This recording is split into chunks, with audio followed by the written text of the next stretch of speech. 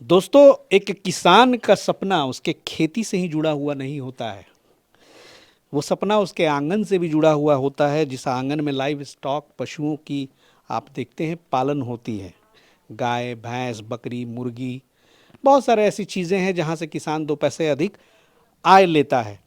और ऐसे किसानों को हम विज़िट करते रहते हैं और हिंदुस्तान के उन गाँवों की तस्वीरों को लेकर के आते हैं जहाँ से आपको कुछ जानकारी मिल सके। नमस्कार, मैं उपवन कुमार सिंह और आप देख रहे हैं फार्मिंग टॉक्स मीडिया पर एक नए किसान का चेहरा। सर नमस्कार। नमस्कार सर। क्या नाम हुआ आपका? अभय शर्मा। अभय शर्मा जी। अभय शर्मा जी का ये मकान है, पुराना मकान है, रहते भी इसी में है और पशु भी इसी में पालते हैं। हाँ, ये हमारे पुरखों का बनाया हुआ है जी। और इसमें मात्र हम लोग 2 आदमी रहने वाले हैं, 2 बच्चे और 2 हस्बैंड वाइफ। अच्छा। मतलब इसके बाद कोई आदमी है नहीं। तो ये मकान टूट टूट के गिर रहा था, तो उसका उपाय क्या करें, कैसे इसमें इसको आबाद करें। जी। तो सो हमने बकरी पालन, ऊपर मेरे छत में वो केज देख रहे हैं, वो मेरा बैकयार्ड पोल्ट्री फार्म का है। अच्छा। और इधर बेड जो देख रहे हैं ये मेरा वर्मी कंपोस्ट का है। वाह, तो बकरी पालन, गाय भी दिख रही है, मुर्गी पालन भी हो गया, वर्मी कंपोस्ट भी हो गया और खेत भी कुछ ना कुछ होगा खेती ही। मैं पूरी तरह से जैविक खेती करता हूँ। हाँ, खेती करता हूँ। मैं फर्टिलाइजर का प्रयोग बिल्कुल नहीं करता हूँ। अच्छा। आज मैं विगत 7 सालों से ऐसा मैं कर रहा हूँ। तो देख लीजिए भाई, भारत का किसान जो है इतना कर्मठ होता है। आप भी खेती किसानी में कुछ इस तरह का उपाय लगाएंगे तो अपने बेकार पड़े हुए मकान में, टूटे फूटे खंडहर में भी आप वहाँ से पैसा जनरेट कर सकते हैं। चलिए, सबसे पहले मैं बात कर लूँ बकरी पालन का, क्योंकि जहानाबाद में हैं आप, सुधीर सर साथ आए हैं आपके साथ विजिट करने को। बकरी पालन में कब कूदे? बकरी के पालन में 23 मार्च 2021 को 20। मतलब 3 साल हो गए करते करते? हाँ, 3 साल पूरे हो गए। 3 साल, 3.5 साल लगभग मान के चला जाए। तो बकरी पालन जो आप कर रहे हैं, घर पे खिला के करते हैं या फिर बाहर खेतों में भेजते हैं? नहीं, मैं पूरी तरह से इसको चराई पर रखता हूँ। और आग चर के आती है बकरियाँ, तो मैं उसको थोड़ा सा, जब बहुत ज़्यादा मात्रा में नहीं, थोड़ा सा सूखा चारा देता हूँ। जैसे दाना हो गया, दर्रा मक्के का हो गया, गेहूं का हो गया, उसमें मसूर मिला हुआ होता है। मतलब 3 4 5 तरह के दाने होते हैं और उसको मैं दर्रा के रूप में थोड़ा थोड़ा दे देता हूँ। आगे मैं उसको बेड बना के रखा हूँ, वहीं पे आता है और सबको दिया हुआ रहता है सबका, और अपना खाती है, अपना बाड़ में चली आती है। अभी रास्ते में मुझे आपकी बकरियां दिखी थी। अभी तो मेरी सारी बकरियां यहाँ पे है नहीं, कुछ चर भी रही है। आपने बताया कि 19-20 बकरियां बाहर हैं। बीच बीच में बारिश का हल्का हल्का बूंद आ गया, इस वजह से ये सारी बकरियां घर में है। नहीं तो एक बार सुबह 7 बजे से मेरे बकरियां निकलती है और आती है शाम में 4:30 बजे। कितनी बकरी रखें? अभी 42-45 है। 42-45 है तो बिकने के बाद होगी? बिकने के बाद है।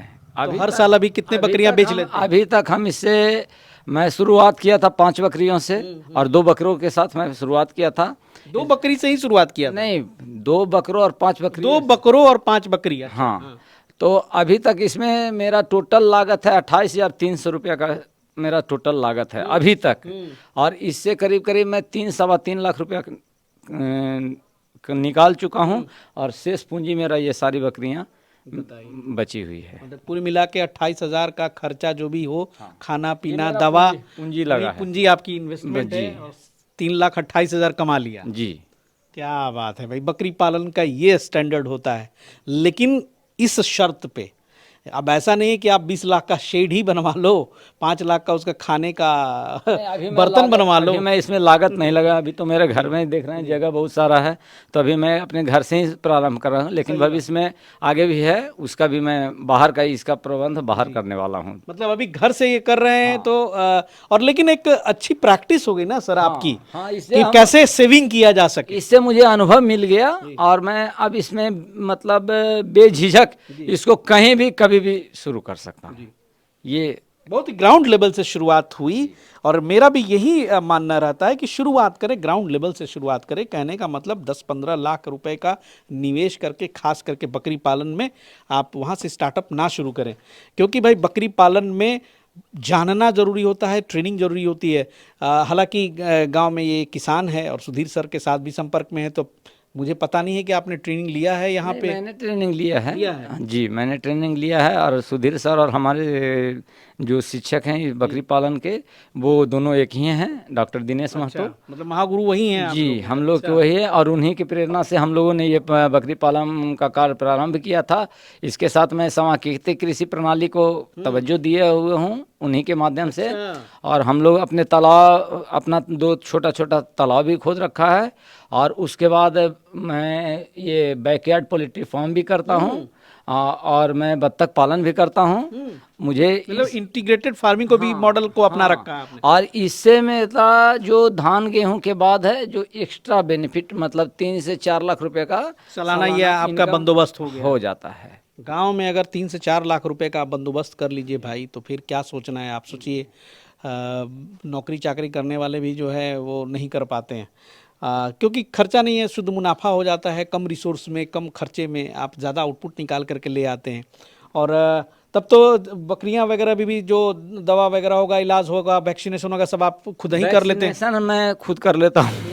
दवा भी बहुत ज़्यादा दिक्कत हुई तो सर लोगों से मिलता हूँ, उनसे संपर्क में आता हूँ, लेकिन हल्की फुल्की बीमारियों के लिए मैं खुद अपने प्रशिक्षण में जो बताया गया वही अनुभव काम आता है। अच्छा, बकरा जो लाए हैं सर, वो कौन सा ब्रीड का है? बकरा मेरा सारा बकरा ब्लैक बंगाल का है। अभी मैंने एक चेंज किया है, एक नस्ल लाया है, वो बर्बरी नस्ल का एक बकरी ट्रायल के रूप में लाया हूँ कि इसका क्या मतलब बकरा जी नहीं, अच्छा, बकरी लाए हैं। हाँ बकरी है, और ब्लैक बंगाल के साथ इसका संयोग देखता हूँ, एक प्रयोग कह लीजिए मेरे तरफ से। ऐसे आप क्या सुझाव देते हैं हमारे बिहार के किसानों को, युवाओं को, कि किस ब्रीड से शुरुआत करें?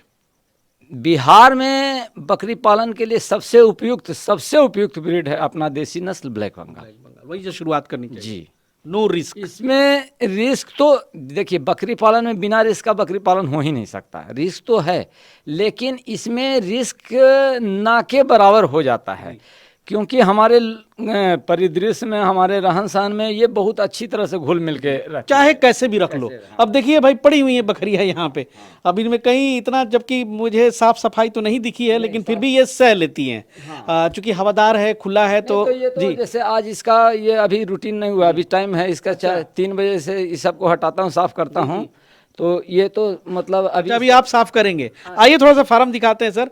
और यहाँ भी बकरी आपने रखी हुई है, और अंदर भी आपने रखा हुआ है जी। ये हमने इधर का जो केज बनाया हूँ, जी, ये हमारा मदर वार्ड है।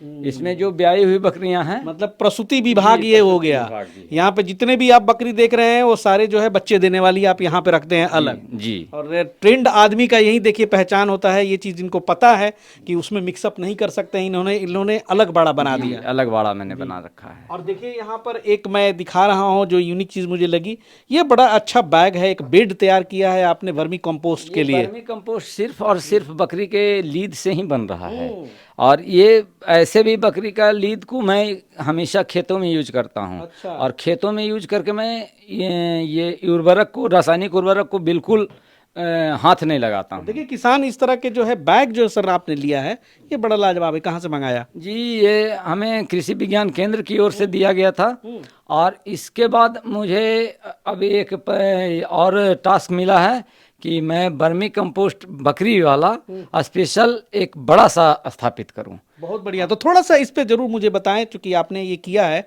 हमारे वैसे बहुत सारे किसान बकरी पालक हैं, वो भी इस तरह से कैसे ये तैयार किया जाता है, क्या करना क्या है इसमें? अब सर, इसमें तो सबसे पहले ये बकरी का जो मल है उसको एकत्र करके आप इसमें रख के और बेड बन, या तो आप ये बेड अगर मिल जाता है तो ठीक है, नहीं तो आप ईंटे का भी बेड बना सकते हैं। और उसमें केचुआ खाद 2-3 महीने के लिए डाल दें, केचुआ। अच्छा। और 2-3 महीने केचुआ जो आप डालते हैं सर, इसमें कितना परसेंटेज क्या रहती है केचुआ बाई वेट? सर, इसमें हम क्या है नंबर से? 4 किलो के करीब इसमें डालेंगे। अच्छा, कितने में? एक बेड ये जो है हमारा बेड, ये पूरा कितना किलो का होगा? एक बेड का लंबाई 4 फीट, चौड़ाई 4 फीट और लंबाई 12 फीट है। उसमें 4 किलो डालेंगे? हाँ, उसमें 4 किलो डालेंगे। उसको ये पूरा भर दिए आप? हाँ, उससे पूरा नहीं भरेंगे, लेकिन 2/3 तो भर ही देंगे। और कितने दिन में ये सर वो खा पी के खत्म? 2 से 3 महीने में। हाँ। बहुत अच्छा फर्टिलाइजर हाँ, तैयार बहुत अच्छा होता है। ऐसे भी बकरी का लीद जो हम खेत में डालते हैं, तो आप हम लोगों को डीएपी जो डालते हैं उनसे अच्छा मेरा पैदावार रहता है। जैविक खेती की तो बात ही अलग है जी। बहुत मुझे डीएपी की आवश्यकता नहीं, डीएपी की आवश्यकता मैं इससे थोड़ा बहुत नाइट्रोजन का जो पूर्ति होता है तो मैं जो नैनो यूरिया है लिक्विड फॉर्म में मैं उसका यूज कर लेता हूँ, लेकिन रासायनिक खाद उसके अलावा मैं नहीं लगाता। तब न जाके हुआ इंटीग्रेटेड फार्मिंग। फिर मतलब क्या बनता है? अब देखिए बकरी का जो है वेनारी है उसको ये जैविक खाद में तब्दील कर अब दिया। देखिए हम हमेशा जो मेरे पास वेस्टेज चीज़ है मैं उसको मैक्सिमम यूज करना चाहता हूँ। जी ये मेरा उद्देश्य है जिंदगी बिल्कुल में। बिल्कुल। और मैं अपने घर में अभी अभी तैयारी चल रही है, इधर भी थोड़ा सा देख लीजिए, इधर कंपोस्ट की जी जी तैयारी जी चल इधर रही क्या है? इधर इधर कंपोस्ट की तैयारी चल रही है। और इसमें कुछ नहीं, करना चाह इसमें रहे नहीं, थे? इसमें इसमें जी। मशरूम लगाना हाँ, चाह रहे हाँ। हैं। इसमें मशरूम लगाना चाह रहे हैं सर, और ये इसकी अभी इंफ्रास्ट्रक्चर रेडी अच्छा, कर इसमें रहा है। मशरूम भी डालिएगा? जी, इसमें मशरूम मतलब भी कमरे का आप जो पुराने जो हाँ एक जो एक कोना जगह आप को इस्तेमाल मैं करना चाहते हैं? हर एक जगह को यूज करना चाहता आइए हूँ। सर बाहर आइए, बहुत बढ़िया बहुत बढ़िया। तो भाई देख लीजिए गांव में जो एक साधारण किसान होता है, जो भी उसके पास संसाधन है, जो भी पूंजी है, जो भी संपत्ति है, जायदाद है, उसी में से अर्निंग के कुछ टिप्स मैं आपको यहाँ से ला करके दिखाने की कोशिश की।